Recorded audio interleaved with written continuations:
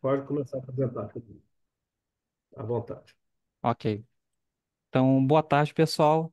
Eu vou apresentar aqui meu trabalho que envolve membranas de matriz mista com acetato de celulose e grafeno ou argila para separação de CO2 do gás natural. Assim como o texto, essa apresentação está dividida em 5 partes: introdução, revisão, metodologia, resultados e a conclusão. Como introdução, eu gostaria de pontuar o gás natural, que se encontra em terceira colocação na matriz energética mundial, como a fonte primária de energia mais utilizada, perdendo apenas para o petróleo e o carvão. E por isso, o gás natural é conhecido como uma fonte energética bastante singular. Ela é vista como uma energia de transição entre fontes fósseis e fontes renováveis limpas, como a eólica e a solar. Além disso, a gente verifica também o aumento em sua produção. No ano passado, atingimos a marca de 4 trilhões de metros cúbicos de gás natural produzido. Aqui no Brasil, a gente também verifica esse aumento em comparação com os anos de 2000. A produção de gás natural, especificamente no cenário offshore, quadruplicou, o que justifica o aumento na produção e o interesse por essa fonte de energia. No entanto, um dos principais contaminantes no gás natural bruto é o CO2, que ele deve ser uma das primeiras etapas, daí ele deve ser removido. Mas por que a gente tem que remover o CO2? Bem, é necessário remover o CO2 para proteger próximos equipamentos, reduzindo efeitos de corrosão. Além disso, a gente aumenta o poder calorífico do gás natural, redução de volume transportado, né, do offshore para o continente, além de você adequar às legislações vigentes. E nos últimos anos, também o CO2 é utilizado como gás de reinjeção. Dentre as rotas para fazer essa remoção, a gente destaca o processo com membranas. Visto no cenário offshore como uma tecnologia promissora, dado o seu design compacto e adequado ao espaço disponível em plataforma. No entanto, essa tecnologia tem alguns desafios, como o ratificado pelo trade-off de Robinson, que apresenta a relação de permeabilidade e seletividade, e um fenômeno de plastificação de materiais poliméricos. Nesse contexto, é empregado membranas de matriz mista, de forma a superar esses desafios. Assim, essa dissertação tem o objetivo de produzir essas membranas de matriz mista com um desempenho satisfatório quanto permeabilidade e seletividade. Foram feitos testes de permeação com CO2 e metano puros, execução de ensaios de tração para aferir se a inserção da argila e do grafeno promover aumento da resistência mecânica e ensaios de sorção para verificar se houve alteração no coeficiente de sorção. Uma outra forma da gente ver esses objetivos é a partir de perguntas que eu pretendo responder ao longo dessa apresentação. Será que eu consegui controlar a plastificação? As propriedades de transporte foram alteradas? As membranas se tornaram mais resistentes? E será que as partículas foram bem dispersas na minha matriz? É o que a gente vai descobrir. Então, partindo para a revisão biográfica,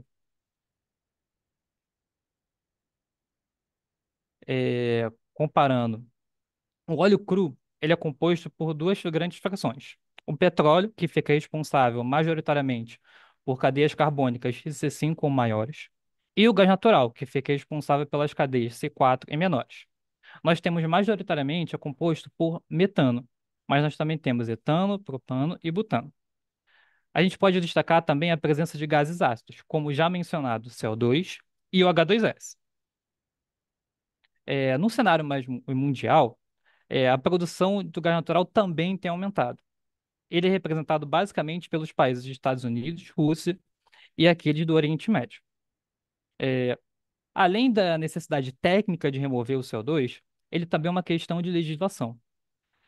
Comparando as legislações disponíveis, o teor máximo de CO2 aceitável varia entre 4% e 3%.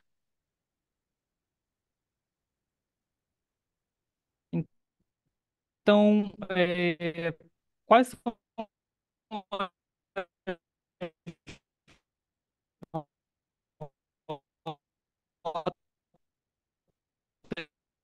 tecnológicas para remover CO2. Condiz com o uso de colunas de absorção com aminas, absorção que opera em alta pressão e baixa temperatura, e uma segunda coluna de stripper, em que a gente faz em baixas pressões e altas temperaturas. No entanto, essa tecnologia tem alguns problemas. A elevada concentração de CO2 H2S causa fenômeno de corrosão. Além disso, a gente precisa se atentar e monitorar os adsorventes. Eles têm custo elevado e a sua estabilidade é bastante baixa. Para dimensionar essa rota, considera-se bastante a vazão máxima de CO2 necessária para remover, e isso influencia a taxa de circulação e dimensionamento de alguns equipamentos. É, por outro lado, nós temos a estratégia com membranas, que pode seguir de duas configurações possíveis. A primeira, a gente opera com um estágio e dois passos. No caso, a gente está operando com uma vazão baixa, composição molar de CO2 e altas pressões. A desvantagem dessa rota é que você tem um alto custo energético de compressor. Outro cenário mais comum em plataformas offshore é uma alta vazão e uma alta fração parcial de CO2. Como a gente tem uma alta fração parcial de CO2, a gente utiliza dois estágios para otimizar a remoção de CO2.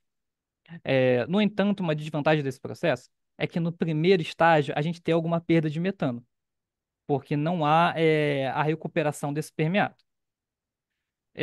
Dentre os polímeros mais utilizados, nós podemos citar o acetato de celulose, as polimidas e os polímeros fluorados. A vantagem das membranas, conforme já dito, é a sua configuração modular, que permite um fácil escalonamento e adequação à área disponível no cenário offshore. No entanto, conforme já dito também, temos o efeito da plastificação e o envelhecimento de polímeros. No mercado, basicamente, existem cinco grandes fabricantes de membranas para a permeação de gás. Podemos citar a Air Liquide, Honeywell, Schlumberger, Evonik e a UB. Os módulos basicamente são vendidos em forma de fibra oca e espiral.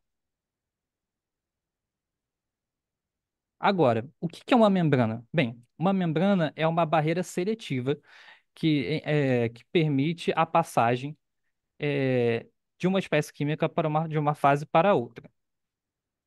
As vantagens da membrana incluem basicamente uma baixa demanda energética, fácil processamento de compostos termossensíveis, além de não ter o gasto com insumos, como acontece no caso de colunas com aminas. Um parâmetro bastante importante nas membranas é a permeabilidade. Ela basicamente seria a constante de proporcionalidade entre a força motriz do processo, que no caso é o potencial químico, e o fluxo de permeado que você terá nesse processo.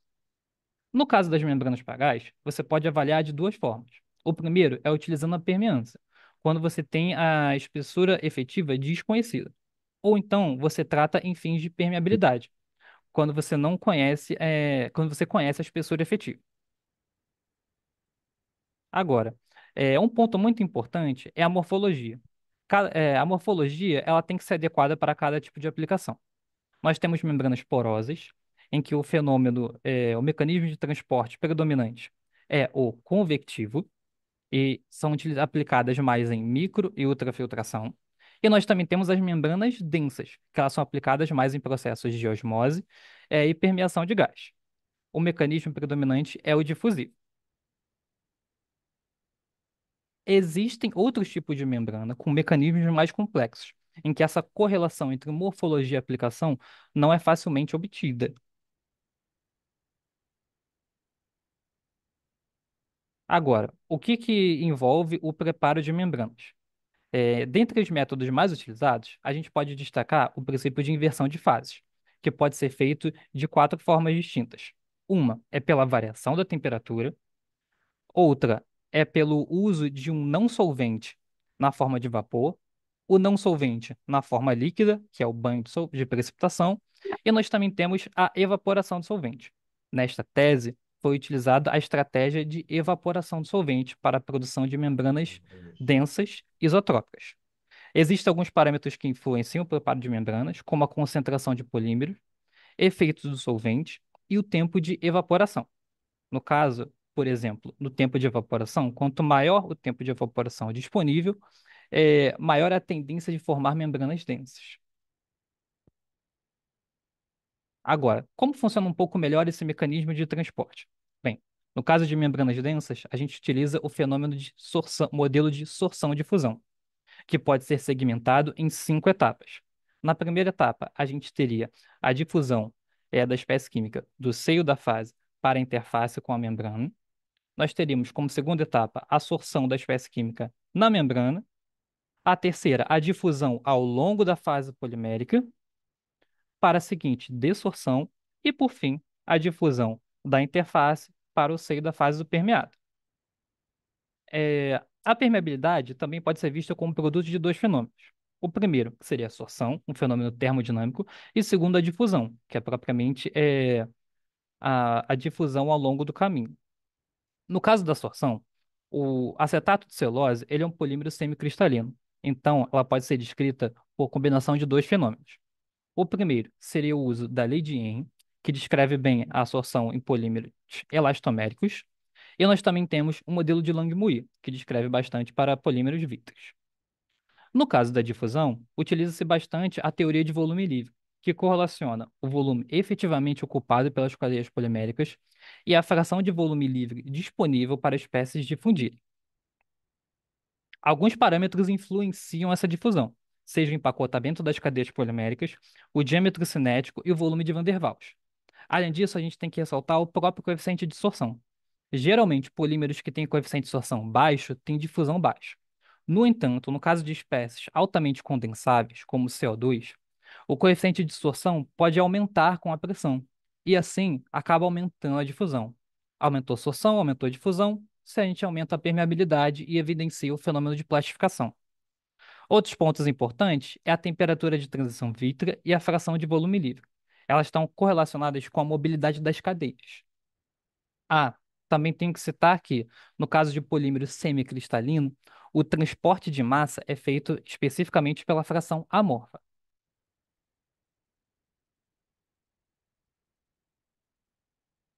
É uma forma bastante interessante de você comparar os desempenhos de diferentes materiais para o mesmo par de gás consiste em construir o gráfico de Robertson. Como ele funciona? Basicamente, ele correlaciona efeitos de sorção e o diâmetro cinético dos gases, utilizando os dois parâmetros mais importantes, a permeabilidade da espécie mais permeável e a seletividade. Esse gráfico ele está dividido em 4 regiões. Uma com baixa seletividade e baixa permeabilidade. Aqui conferem materiais que não é de interesse comercial para fabricar membranas. Nós também temos materiais com alta seletividade e baixa permeabilidade, ou seja, baixa produtividade. E nós também temos membranas com elevada permeação, mas sem nenhum fator de separação. É desejado obter os dois parâmetros ao mesmo tempo, alta seletividade e alta permeabilidade. Com o tempo, foram desenvolvendo novos materiais e esse limite teórico superior foi superado. Robertson apresentou primeiro em 91, teve uma atualização em 2008 e, por seguinte, em 2019. Agora vamos falar um pouco dos materiais utilizados nessa dissertação. Primeiro, o polímero. O acetato de celulose ele tem a vantagem de ser uma matéria-prima renovável, além de ser bastante biodegradável, e ele é um polímero semicristalino. As formas convencionais de obtê-lo advêm da madeira e do algodão. No entanto, existem algumas formas alternativas, a partir do bagaço de cana-de-açúcar, palha de milho e trigo. É, o ácido da celulose vem da celulose, que é composta por um monômero da glicose. A principal rota de obtenção é feita em 2 etapas. A primeira, uma acidificação com ácido sulfúrico e anidrido acético, e em seguida, a correção do grau de substituição por uma etapa de hidrólise. O que seria o grau de substituição? É o quanto os sítios de hidroxila foram substituídos por grupos acetilo. Nessa imagem abaixo, a gente apresenta um grau de substituição 2, ou seja, dos 3 sítios disponíveis é, de hidroxila, 2 foram trocados por acetilo. Agora, como é que o acetato de celulose é utilizado na aplicação para membranas? Ele já é um polímero bastante conhecido na literatura, desde os trabalhos de 1959 de Reid Brinton e 1963 de Loeb e Surjan. É, a tabela 2.3 ela apresenta a competitividade do acetato de celulose com dois outros polímeros promissores na área de permeação de gás, a poliamida e polímeros fluorados. É, o acetato de celulose, em comparação com a poliamida, apresenta uma permeabilidade e seletividade ligeiramente inferiores. No entanto, a poliamida ela requer um pré-tratamento mais rigoroso, visto que ela é mais sensível à composição, pressão e temperatura de operação do tratamento do gás natural. Por outro lado, os polímeros fluorados têm um desempenho de seletividade ligeiramente inferiores, e eles são empregados porque a sua plastificação ocorre numa pressão maior, no caso, por volta de 17 e 20 bar, enquanto a pressão de plastificação do CO2 acontece na faixa de 10 bar. Essa tabela também, o que que ela apresenta? O nosso limite para materiais puramente poliméricos. A gente não consegue ter um desempenho melhor apenas com polímero. Então, quais são as soluções empregadas? São sugeridas algumas modificações superficiais no polímero, a incorporação de aditivos, uso de membranas de matriz mista, processos de reticulação em polímeros já conhecidos e o ajuste das condições operacionais. Há de citar nessa tabela aqui que existem alguns dados que se utiliza GPU e outros que trabalham em barra. Ou seja, algumas membranas têm a espessura conhecida e outras não. É, um ponto muito importante, específico para a morfologia de membrana de matriz mista, se baseia em dois conceitos.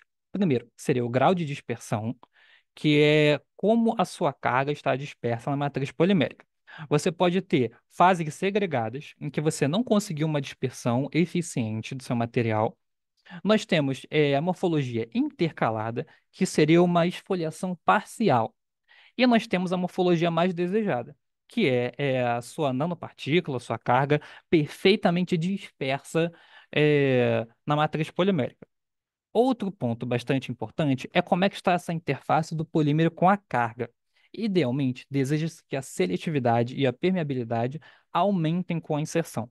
No entanto, nem sempre isso é o que acontece. Às vezes, nós temos uma redução da um aumento da permeabilidade e uma redução da seletividade, que ocorre devido ao aumento de volume livre na interface entre o polímero e a carga. Ou então, a gente pode ter o aumento da seletividade e redução da permeabilidade, causada pela densificação das cadeias poliméricas próximas à interface. É, a membrana de matriz mista de celulose para a permeação de gás também é bastante conhecida. É, nessa tabela 2.4, a gente vê diversos materiais utilizados como cargas. E a gente percebe exatamente aquela tendência ideal do aumento da permeabilidade e o aumento também da seletividade. Quando se fala em membranas de matriz mista, o objetivo aqui é que você tenha um sistema de boa compatibilidade química. Então, a gente tem que fazer uma solução polimérica com uma fase homogênea, pensar numa adesão entre a carga, o polímero, e uma boa dispersão da carga nesse solvente. A ideia aqui é você juntar a facilidade de processamento e seletividade promovidas pelo polímero com a resistência mecânica, térmica e química de cargas inorgânicas. É, a alteração dos parâmetros de solubilidade, volume livre, caminhos preferenciais e percursos médios são feitas nas membranas de matriz mista de forma a aumentar a permeabilidade e seletividade. A argila utilizada em nanomateriais deve-se destacar a bentonita e as montemorillonidas. O bom é que elas são feitas em forma de... Elas estão apresentadas na forma de lamelas. Além disso, elas apresentam baixo custo de extração e, no Brasil, elas têm aumento do volume explorado nos últimos anos. Atualmente, ela é utilizada basicamente para fluidos de perfuração e impermeabilização de bacias, mas também tem a capacidade de absorver CO2, conforme alguns artigos. No mundo de nanocompósitos, ela é basicamente utilizada como embalagens biodegradáveis. Utiliza-se surfactantes e emprega-se ultrassom para que se tenha uma melhor dispersão da argila em qualquer matriz polimérica. A aplicação em membranas é limitada. Existem poucos artigos que utilizam para permeação de gás, ultrafiltração e separação de água e óleo. O importante se destacar nessa tabela 2.5 é que o teor de carga utilizado não excede 5 a 7%. E a gente observa também o aumento das propriedades térmicas e mecânicas. Por outro lado, a gente tem uma queda na, em permeação. Isso deseja, no caso aqui, para reduzir os efeitos de plastificação. Por outro lado, nós temos o grafeno. Idealmente, ele é composto por uma monocamada. Utiliza-se CTAB para estabilizar soluções de grafeno. Não existem muitos trabalhos que utilizam o grafeno puro, mas sim a sua forma de óxido para a elaboração de nanocompostos. Aqui também se utiliza para embalagens e liberação controlada de fármacos. No mundo de membranas, existem bastantes artigos que falam na aplicação de nanofiltração e osmose. E também a gente identifica o aumento de propriedades mecânicas e aquele trade-off de Robertson. Você pode aumentar a permeabilidade e diminuir a seletividade, ou vice-versa. Agora, indo para a parte da metodologia experimental. Falando um pouco dos materiais, eu trabalhei com dois tipos de argila, a bentonita natural e a ativada. A diferença é que a argila ativada passou por um processo de troca iônica e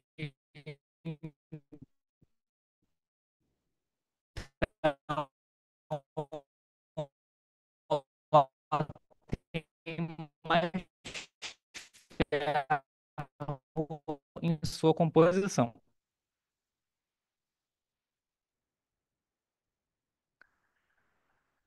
Também foi utilizado grafeno.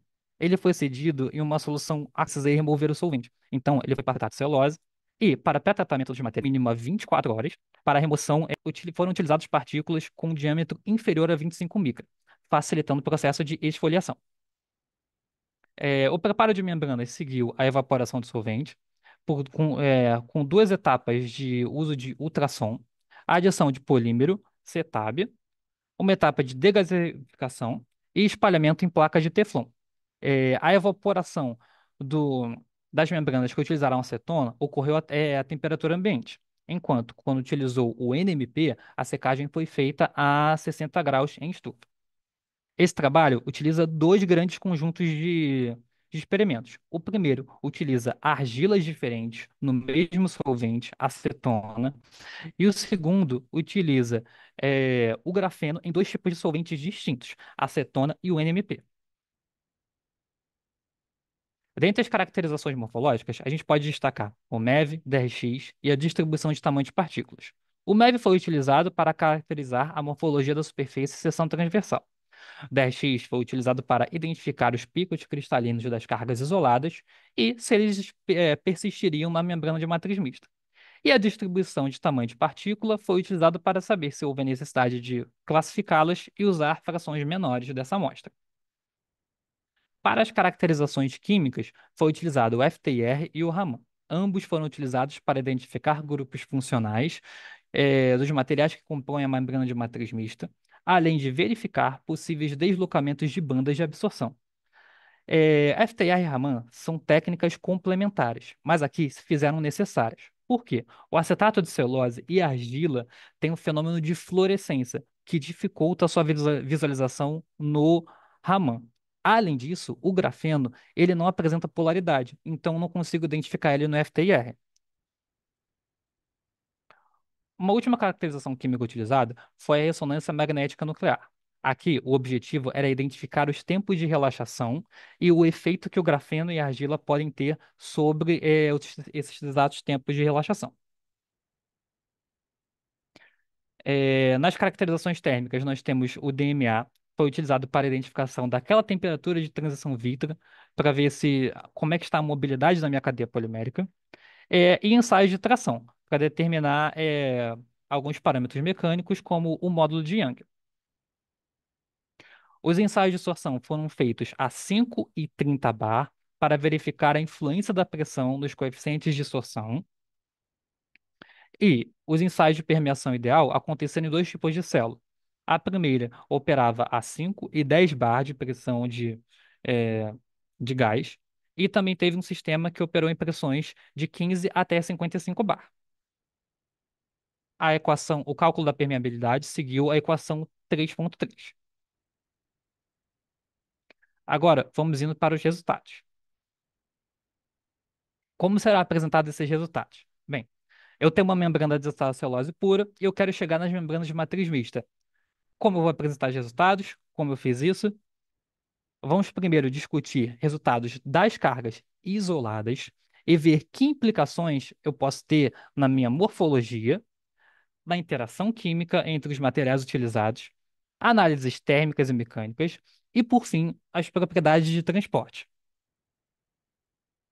Para a distribuição de tamanho de partícula, eh, nós vemos que a argila ativada apresenta uma distribuição mais homogênea, com tamanho de partículas de 10 a 100 micras quase na mesma proporção. Enquanto isso, a argila natural apresenta tamanho de partículas menores. Quando a gente coloca o grafeno, a gente vê que ele tem um tamanho de partícula médio intermediário entre a argila natural e a ativada. No entanto, o tamanho máximo de partícula encontrado foi de 50 micrômetros. Apresenta aqui os diâmetros de partícula de 50% das partículas. Agora, foi feita uma análise prévia do efeito do solvente na dispersão do grafeno. Apresento novamente a dispersão do grafeno em pó. E quando a gente tenta fazer a redispersão em água, a gente verifica a diminuição do tamanho de partícula. Quando utilizamos um solvente parecido com a água, ou seja, com polaridade semelhante, no caso do MP, a gente verifica a mesma distribuição.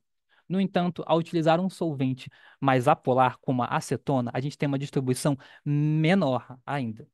Ou seja, isso verifica o potencial da acetona em esfoliar melhor, o grafeno no solvente.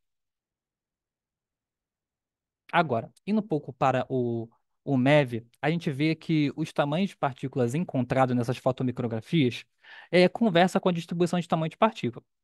A argila natural apresenta um tamanho menor do que a argila ativada, e o grafeno ele se apresenta na forma de placas. E isso influencia o seu comprimento dependendo do plano que a gente analisa. Indo para o DRX, eu destaco os seguintes picos. No caso da argila, a gente tem o ângulo de 6 graus, comum em Monte Morilanitas, e também nós temos em 26 graus, o ângulo de grupos silicatos. Essa diferença no pico dos silicatos está associado àquela troca iônica entre alumínio e ferro, conforme dito na metodologia, entre a argila ativada e a natural. É, a gente também pode destacar no grafeno o pico específico do grafite, que corresponde à distância interlaminar 0,02.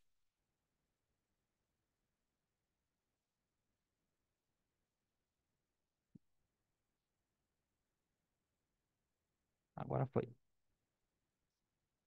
Então, indo agora para o FTIR,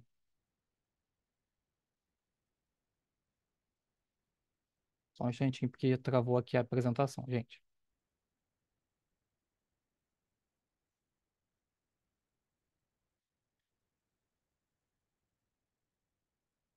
Enfim, agora indo para o FTIR das argilas, a gente verifica um comportamento bastante semelhante. A diferença é só o pico por causa da inserção do ferro.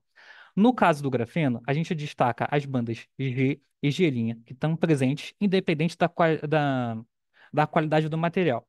E nós também temos a banda D e D', presente por volta de 1350. Isso está associado a defeitos, na sua estrutura. A falta de algum carbono, alguma vacância ao longo das estruturas do grafeno. Agora a gente vai para as caracterizações morfológicas das membranas, ok? Como primeiro, a gente vai avaliar só o polímero. Como a celulose é um polímero semicristalino, ele tem alguns picos no DRX. Eles estão contidos na faixa de 8 a 18. Então, os picos deles não vão interferir com as nossas cargas. No caso do grafeno, a gente vai trazer de volta o DRX das amostras isoladas e a gente vai comparar o pico do grafeno isolado e na membrana de matriz mista. A gente compara os solventes acetona e NMP e verifica que houve redução dos picos em quase todas as amostras, excetuando aquela que utilizou 5% de grafeno em acetona, o que pode indicar que não houve uma dispersão adequada desse material nessa amostra.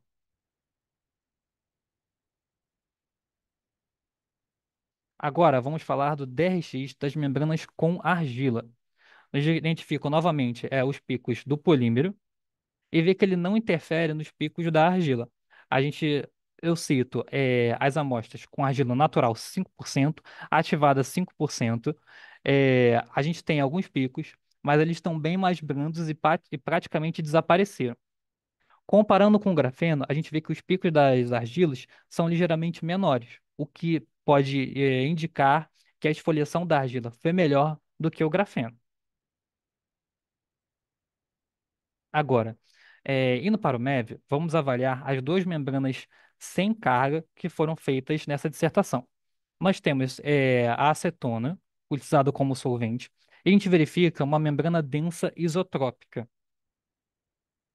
No caso do NMP, a gente observa uma membrana densa isotrópica também, mas ela tem regiões com porosas. Por que existe essa porosidade? Bem, o NMP ele é um solvente higroscópico.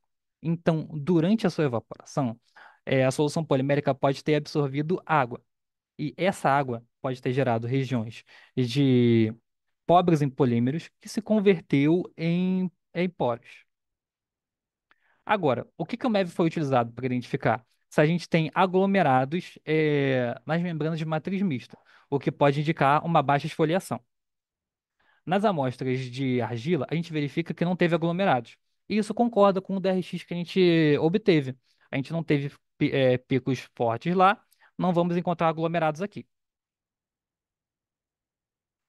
Agora, nas membranas com grafeno, a gente verifica que, novamente, apenas a amostra que apresentou um pico elevado, que é a acetona 5%, a gente identificou aglomerados de grafeno. Nas outras amostras, com AT 1% de grafeno e de NMP, não foi verificado aglomerados. Avaliando combinado o FTR das argilas com, com o grafeno, a gente observa a mudança de dois picos. Um na faixa de 1.700 e outro na faixa de 1.030. Quem são esses picos? Bem, em 1.700 a gente teria o estiramento da C-dupla-O. E em 1.000 a gente teria a conexão entre a glicose. Ou seja, a redução desses picos pode indicar que a argila e o grafeno podem estar interagindo com o nosso polímero através desses sítios. No RMN, ou seja, especificamente para o grafeno, eh, a gente não verifica a alteração de picos, mas sim o surgimento dos picos referentes às bandas G e G' para, nas membranas de matriz mista. Agora, para a caracterização térmica do DMA, a gente verifica o efeito do solvente também no preparo das membranas. A gente observa que as cadeias poliméricas na acetona estão mais unidas, a gente tem uma menor mobilidade delas, o que é indicado por uma TG maior, em 210 graus. No caso do NMP, a interação foi menor, então a gente teve uma TG inferior, por volta de 189 graus. Quando colocamos 1% de grafeno, a gente verifica o deslocamento para uma TG maior, ou seja, eh, a mobilidade das cadeias reduziu ainda mais. No entanto, quando a gente chega nas amostras de 5%, a gente verifica o aumento da TG para a amostra que utilizou o NP como solvente, mais uma redução eh, no AT 5%. A gente não teve uma morfologia boa, então nossa propriedade térmica também acabou não sendo a ideal. Agora, avaliando o DMA para a argila, o que que a gente tem? A gente verifica um aumento da TG para as amostras com 1% de argila natural e 1% da ativada. No entanto, quando a gente vê as amostras com 5% de cada uma das argilas, a gente tem a queda da TG, ainda por cima para uma temperatura menor do que o polímero puro. Para o ensaio de tração, vamos utilizar apenas as amostras de 5% apresentando aqui. Em comparação com o nosso branco, que seria 1% de acetona,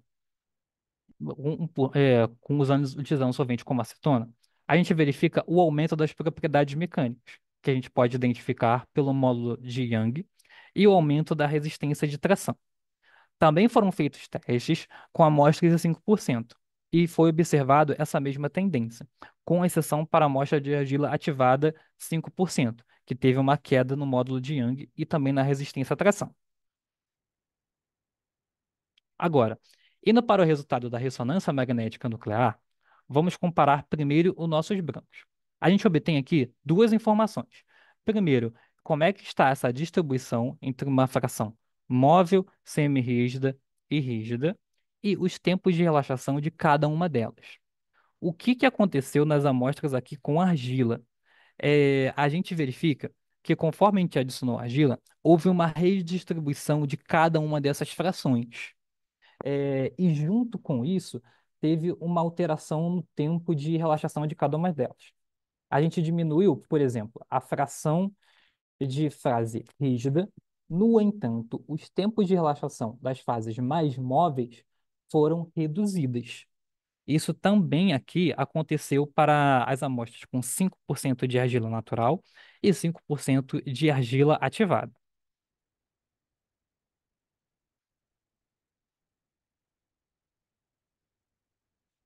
Indo agora para o grafeno. A gente trabalhou com dois solventes diferentes. Olhando apenas para o solvente de acetona, as amostras AT0, AT1 com 1% de grafeno e AT5 com 5% de grafeno, a gente verifica essa mesma tendência. A redistribuição das frações é, e também a redução do tempo de relaxação das fases móvel e semi-rígida. No entanto, quando a gente olha para os 5%, a gente verifica que os tempos de relaxação tendem a retornar próximos aos tempos do polímero puro, ou seja, da AT 0%. Ainda assim, são inferiores. No caso do NMP, a gente verifica que não houve uma alteração expressiva, tanto nas frações quanto também nos tempos de relaxação. Agora, indo para os ensaios de sorção, vamos avaliar cada um dos materiais isolados. Nós temos o polímero puro e nós temos o grafeno. A gente verifica, comparando entre os resultados a 5 bar e 30 bar do polímero, é o aumento do coeficiente de dissorção. Isso está associado à plastificação do material em pressões elevadas. No caso do grafeno, a variação do coeficiente de dissorção é devido à adsorção em multicamadas. Agora, como vai se comportar os materiais intermediários, que são compostos pelos dois materiais? No caso do AT 1%, a gente verifica que o grafeno reduziu o coeficiente de dissorção a 5 bar, mas ele não foi suficiente para reduzir o coeficiente de dissorção a 30 bar. Comparando com o branco, ele foi até ligeiramente maior. Agora, quando a gente olha o AT 5%, a gente vê que foi possível controlar a absorção do material, tanto a 5 quanto em pressões elevadas.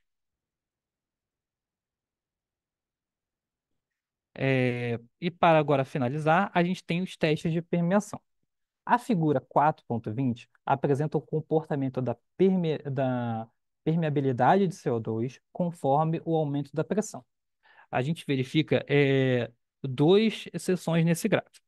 Inicialmente, a gente tem a queda da permeabilidade, que ela está associada é, à saturação dos sítios de Langmuir. Atingimos a pressão de plastificação e, assim, em seguida, é, após a pressão de plastificação, a gente tem o aumento da permeabilidade. Isso está associado à plastificação. É, é, o que o grafeno está fazendo? Ele tá, a gente vê em pressões maior comparado com o nosso branco. Então, isso é o aumento da permeabilidade. A forma mais fácil de visualizar esse efeito é quando a gente plota o nosso gráfico de permeabilidade de CO2 com a permeabilidade do metano. É, a gente verifica que a variabilidade da permeabilidade de CO2 oscila de 6 a 18 bar para a membrana AT0. Quando colocamos 1% de grafeno, essa amplitude, essa variação reduz. E quando colocamos 5%, essa amplitude reduz mais ainda. O que verifica, ratifica o potencial de controle de plastificação do grafeno. É, Um outro gráfico também que a gente pode botar é no gráfico de Robertson, que a gente bota a permeabilidade e a seletividade. E a gente verifica essa mesma redução de amplitude com a inserção do grafeno. Agora, indo para as conclusões. Vamos voltar às perguntas que foram apresentadas na nossa introdução. Foi possível controlar a plastificação? Sim. E também eu consegui controlar, as propriedades de transporte. Como? Bem, a gente verificou nos testes de permeação que eu consegui reduzir essa variação de permeabilidade. Então, na mesma pressão, as membranas com grafeno tiveram uma permeabilidade menor do que as membranas puras, sem grafeno. Eu aumentei a resistência mecânica? Sim, eu verifiquei isso tanto nos ensaios de tensão, tração, e também nos testes de DMA, obtendo a temperatura de transição vítrea.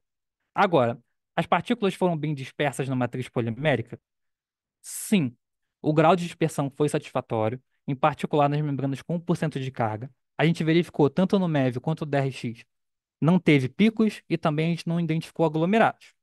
E a gente viu que o RMN indicou um forte enrijecimento das frações móveis, mostrando o efeito de positivo da inserção do grafeno.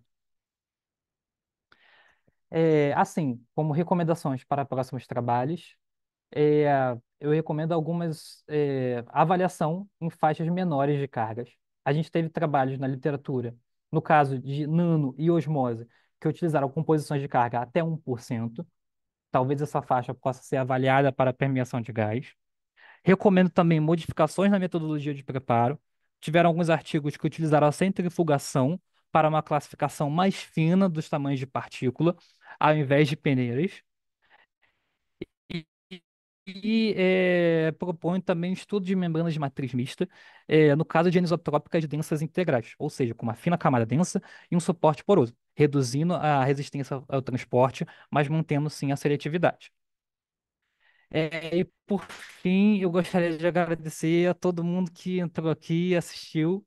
Eu acho que eu passei um pouquinho de tempo, mas muito obrigado pela presença de todos vocês, tá? Obrigado, obrigado, Felipe. Obrigado pela apresentação. Você apresentou no tempo correto. A gente vai passar para a arguição. Você pode recuperar seu fôlego, né?